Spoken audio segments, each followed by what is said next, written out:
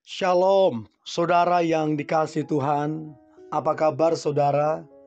Saya berdoa saudara dalam keadaan sehat, kuat, serta berlimpah-limpah dengan ucapan syukur.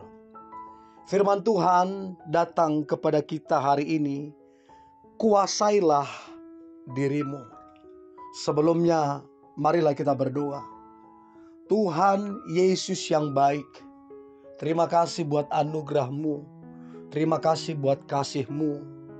Kalau hari ini kami hendak mendengarkan firman Tuhan, urapilah kami Tuhan, agar kami mengerti firman-Mu, terlebih kami menjadi pelaku firman-Mu.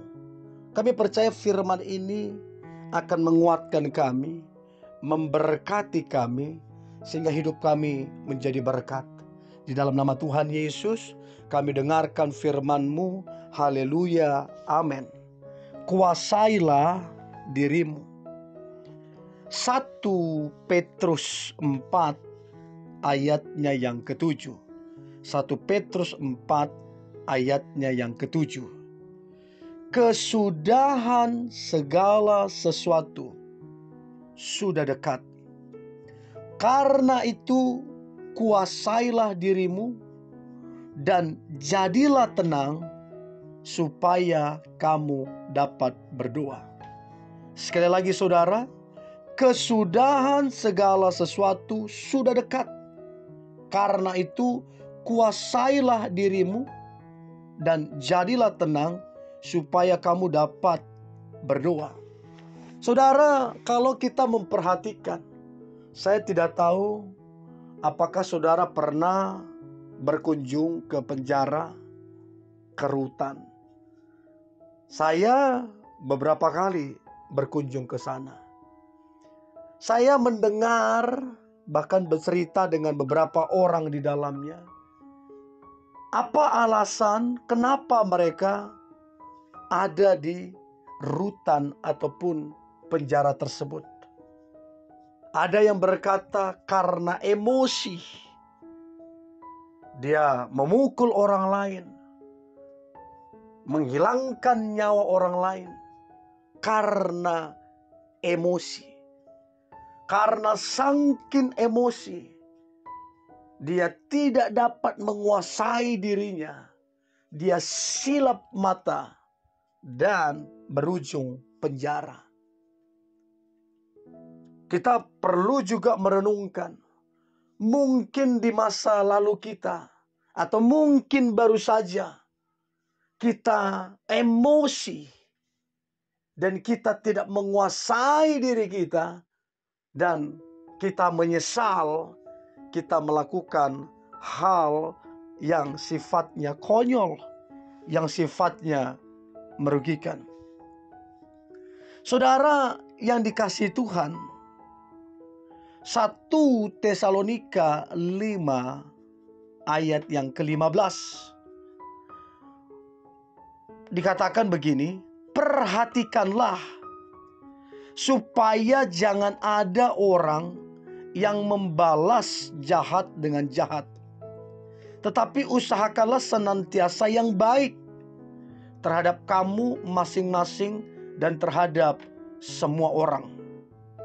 Ya, jadi kita sebagai orang percaya dalam 1 Petrus 4 ayat yang ke-7, sebagai orang percaya kita harus mampu menguasai diri. Katakan menguasai diri. Jadi kita harus menguasai diri kita di mana saja dan kapanpun. Karena banyak orang gagal menguasai dirinya dan berujung kepada tindakan kriminal dan akhirnya penjara. Saudara yang dikasihi Tuhan, setiap kita sepatutnya senantiasa mengawasi diri kita day by day, hari demi hari, waktu demi waktu. Kita mengawasi diri kita agar tidak menjadi batu sandungan. Jadi coba perhatikan saudara. Apakah kata-kata kita akan menjadi batu sandungan? Apakah gerak-gerik kita akan menjadi batu sandungan? Kita mesti mengawasi dengan baik. Nah, saudara yang dikasihi Tuhan, kita dipanggil Tuhan untuk menjadi berkat bagi banyak orang, dimanapun dan kapanpun. Untuk itu perlu untuk kita menguasai diri dengan baik. Waspada setiap melangkah. Dan jangan lupa berdoa. Jadilah tenang. Saudara, ternyata ketenangan atau tenang adalah kebutuhan semua orang. Tanpa ketenangan kita akan gagal menjalani kehidupan ini. Yesaya 30 ayat 15b. Yesaya 30 ayat 15b. Dalam tinggal tenang dan percaya terletak kekuatanmu. Waktu kita tenang dan berdoa di dalam hadirat Tuhan, karena kekuatan kita dari Tuhan untuk menghadapi segala persoalan dalam hidup ini, maka Daud berkata, hanya dekat Allah saja aku tenang. Jadi saudara, tidak ada ketenangan yang lain di luar Tuhan. Tidak ada. Anda mau punya rekening deposito yang besar, itu tidak akan membuatmu betul-betul tenang. Anda punya relasi yang luas, tidak akan membuatmu betul-betul tenang. Anda punya mungkin popularitas yang sangat luar biasa, itu tidak akan membuatmu tenang. Alkitab dengan jelas berkata, hanya dekat Allah saja aku tenang. Mazmur 62 ayat yang pertama. Jadi saudara, kita tidak boleh membalas yang jahat dengan yang jahat, apalagi kita sesama umat Tuhan. Jadi percayalah, dalam segala situasi apapun, mungkin engkau dilukai, mungkin engkau dikecewakan, mungkin engkau dimanfaatkan. Please, kuasai dirimu. Jangan berpikir yang tidak-tidak. Sebab waktu engkau berpikir yang tidak-tidak untuk membalas yang jahat dengan yang jahat, hati-hati saudara, iblis bekerja di situ. Jadi kuasai dirimu dan jadilah tenang, supaya engkau dan saya dapat berdoa. Bagaimana kita bisa berdoa kalau kita gak tenang? Bagaimana kita bisa berdoa kalau kita khawatir? Untuk itu perlu untuk kita kuasai diri, maka muncullah ketenangan. Dan ketika ketenangan muncul, maka kita dapat berdoa. Dan waktu kita dapat berdoa, maka kuasa Tuhan nyata.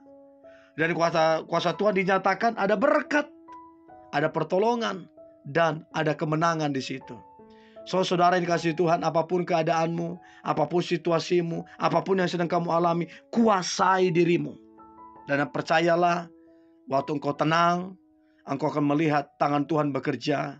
Waktu engkau tenang, engkau akan melihat kuasa Tuhan dinyatakan atas dirimu. So, please, kuasai dirimu. Mari kita berdoa. Tuhan Yesus yang baik, terima kasih buat hari ini, buat kasih-Mu, buat anugerah-Mu. Mau segenting apapun keadaan kami, mau sesulit apapun keadaan kami harus tetap menguasai diri kami.